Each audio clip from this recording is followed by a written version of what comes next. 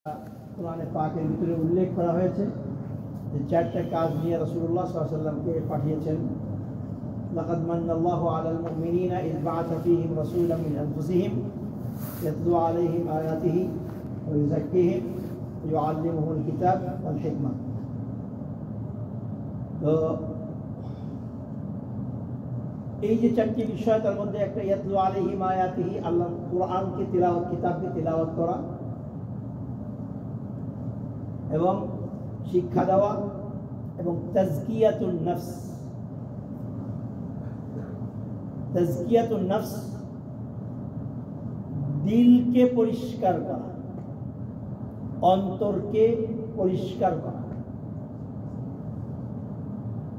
আমাদের আজকে বৈঠকের শুরুতে যে কালামে পাকের থেকে তিলাওয়াত করা হয়েছিল, যে সূরাটি তিলাওয়াত হয়েছে, আমরা সকলে জানি অধিকাংশ সূরাটি মুখস্থ, সূরাতুশ শামস।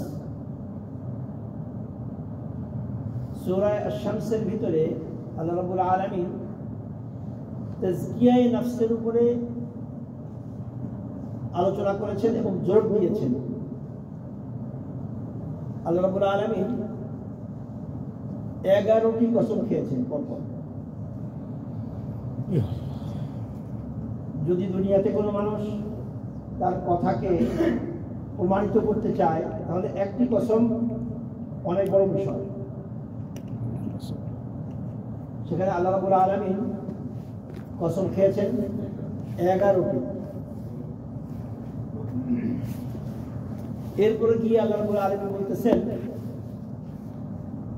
যে যার অন্তরকে পরিষ্কার পরিচ্ছন্ন করে ফেললো, সে দুনিয়া এবং আখিরাতে উভয় জায়গায় সে কামিয়াব হবে।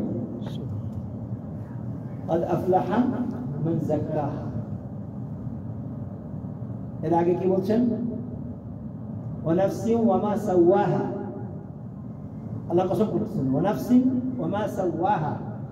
ও প্রথম থেকে কসম চলে আসছে, ওয়াশ-শামসি ওয়া দুহাহা ওয়াল কমারি ইযা তালাহা ওয়ান নাহারি ইযা জাল্লাহা ওয়াল লাইলি ইযা ইয়াহসাহা ওয়াস সামাই ওয়ামা বানাহা ওয়াল আরদি ওয়ামা তাহাহা ওয়া নাফসিন ওয়ামা সাওয়াহা। নফস মানে মানুষের নফস।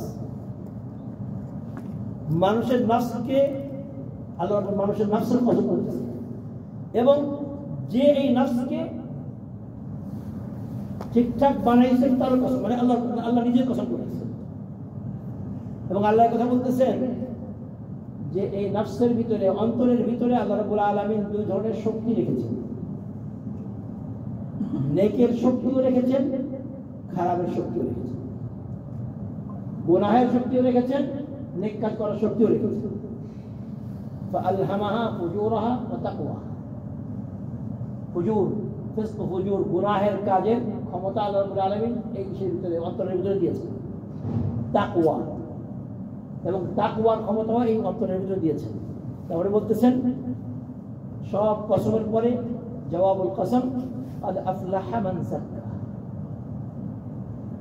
যে এই নফসকে পবিত্র করে ফেললো সমস্ত ধরনের অসুস্থতা, বিমারি থেকে। কিরকম ধরনের? না কারো প্রতি কোনো হিংসা, বিদ্বেষ, কারো খারাপ চাওয়া, খারাপি চাওয়া, কোনো কিছু না, কোনো ধরনের না শিরক, না কুফর। এই অন্তরের ভিতরে না শিরক থাকবে, না কুফর থাকবে, না নিফাক থাকবে, না হাসাদ থাকবে, না বুগজ থাকবে, না কিছু কিছু থাকবে না। তাহলে কেবলমাত্র সেই কামিয়াব।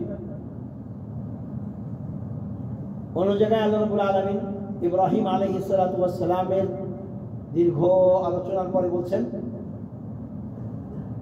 ইয়াউমা লা ইয়ানফাউ মালুন ওয়ালা বানুন ইল্লা মান আতাল্লাহা বিকলবিন সালিম।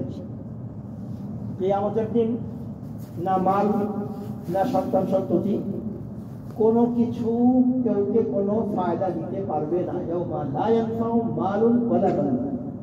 ওই দিন মালও কোনো কাজে আসবে না, সন্তান সন্ততিও কোনো কাজে আসবে না।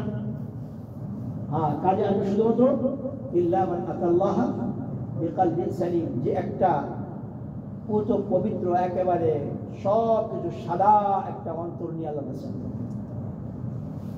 এই জন্য আমরা এই যে আমরা একাত্রিত হয়েছি। আমাদের এই যে গ্রুপটা আমরা করেছি, আমাদের নামটাও রাহবার। রাহবার মানে পথ প্রদর্শক। আমরা যেন পরস্পরের সুন্দর পথ প্রদর্শক হয়ে চলতে পারি। আমাদের অন্তরকে যেন আমরা সদা সর্বদা পাক সাফ রেখে চলতে পারি। আল্লাহ রাব্বুল আলামিন আমাদেরকে এই তৌফিক দান করেন, আমিন। এবং সকলের জন্য যেন আমরা নিবেদিত প্রাণ হই।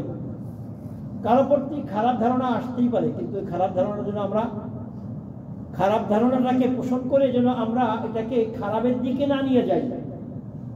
আল্লাহ না করুক, কারো প্রতি যদি কখনো কোনো ধরনের কথা আসে, সরাসরি আমরা তাকে জিজ্ঞাসা করি যে আপনার প্রতি আমি এই কথাটা শুনলাম বা আপনাকে এরকম এই বিষয়টা আপনি একটু স্পষ্ট করেন।